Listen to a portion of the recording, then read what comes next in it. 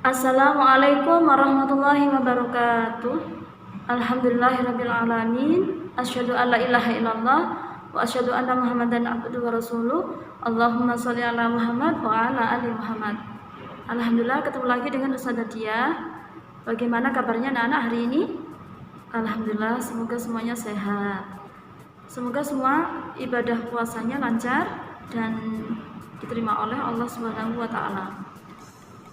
Terima kasih anak-anak sudah mengerjakan soal post test melalui quizzes yang Ustazah kirim di Google Classroom. Alhamdulillah ada 2 siswa yang nilainya sempurna, yaitu mendapatkan nilai 100, Ananda Akila Raina dan Ananda Farah dari kelas 11 hanya 1. Ya, selamat Akila dan Farah. Yang lainnya bagus, sudah di atas KKM. Ada beberapa siswa yang masih nilainya di bawah KKM. Kalian bisa terus berlatih, kerjakan sampai nilainya KKM ya. Jadi sudah Ustazah setting unlimited. Kebanyakan masih banyak soal listening yang masih salah. Jadi didengarkan lagi lebih seksama supaya bisa menjawab soal listeningnya. Hari ini Ustazah akan melanjutkan pembahasan tentang explanation text. Yang minggu lalu sudah Ustazah jelaskan tentang definisinya, kemudian social function atau purpose-nya, generic structure-nya atau struktur teks eksplanasi, sama ini ya, language features atau ciri kebahasaan teks eksplanasi. Nah, hari ini Ustazah akan melanjutkan lebih detail lagi pembahasan tentang ciri kebahasaannya. Jadi teks eksplanasi itu ciri-ciri kebahasaannya apa saja yang dipakai. Nah, diperhatikan dengan seksama. Oke? Kompetensi dasar 3.8 membedakan fungsi sosial, struktur teks, dan unsur kebahasaan, beberapa teks explanation, lisan dan tulis dengan memberi dan meminta informasi terkait gejala alam atau sosial yang tercakup dalam mata pelajaran lain di kelas 11 sesuai dengan konteks penggunaannya.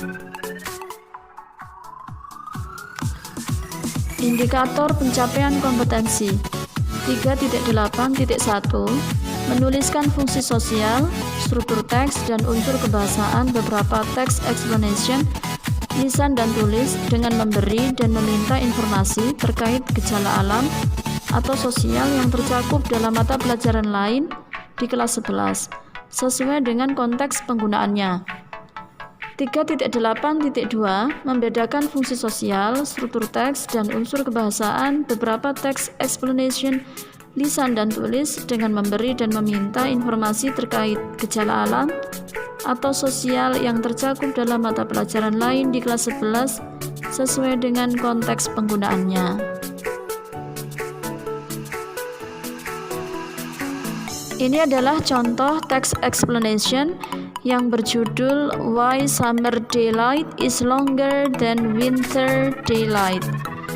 Kenapa siang hari atau jumlah atau durasi siang hari ketika di musim panas itu lebih lama atau lebih banyak dibandingkan dengan jumlah siang hari atau lamanya siang hari ketika di musim dingin.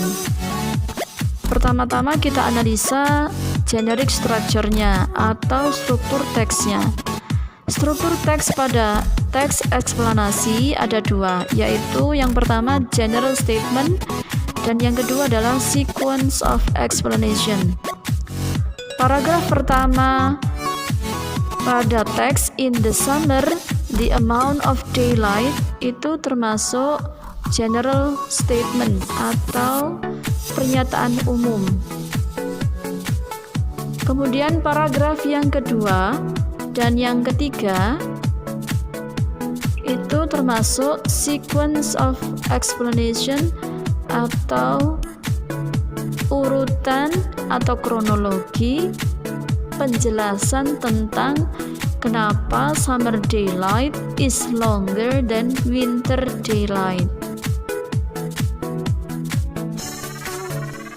Setelah kita analisa generic structure-nya pada teks yang sama yang berjudul Why Summer Daylight is Longer Than Winter Daylight, kita analisa unsur atau ciri kebahasaannya atau kita sebut dengan language feature. Language feature analysis in explanation text ada 4. Yang pertama yaitu generic participant atau subjek umum.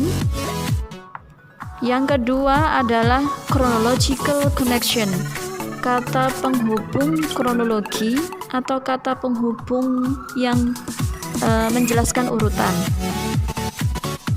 Ciri kebahasaan yang ketiga yaitu penggunaan pola atau bentuk kalimat passive voice. Passive voice masih ingat sudah kita dapatkan di semester ganjil kelas 11. Pola predikat atau format atau bentuk kalimat passive voice menggunakan to be plus verb 3 atau bentuk predikatnya selalu menggunakan to be dan diikuti dengan kata kerja ketiga. Ciri kebahasaan yang keempat yaitu penggunaan simple present tense.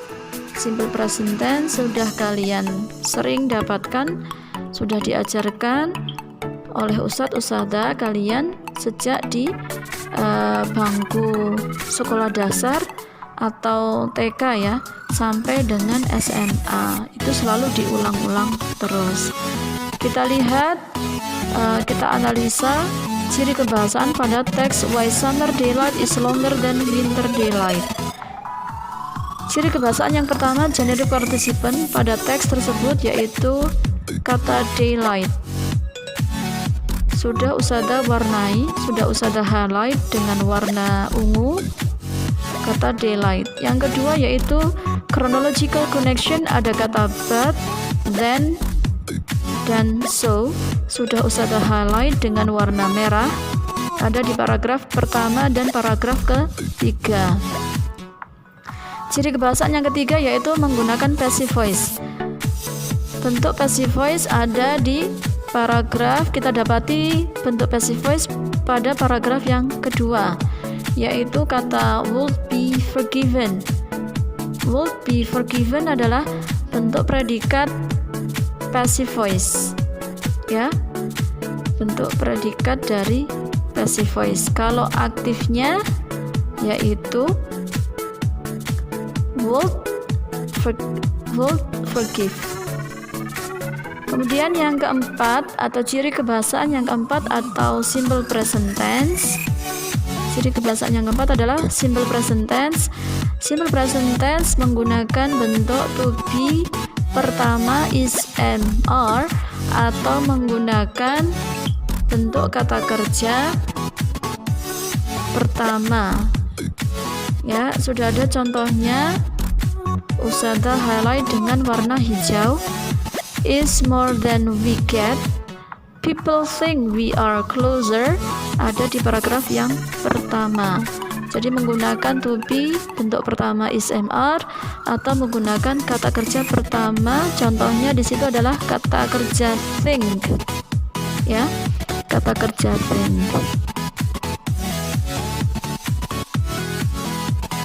Okay, that's all my explanation about generic structure and also language feature. I hope all of you understand about my explanation.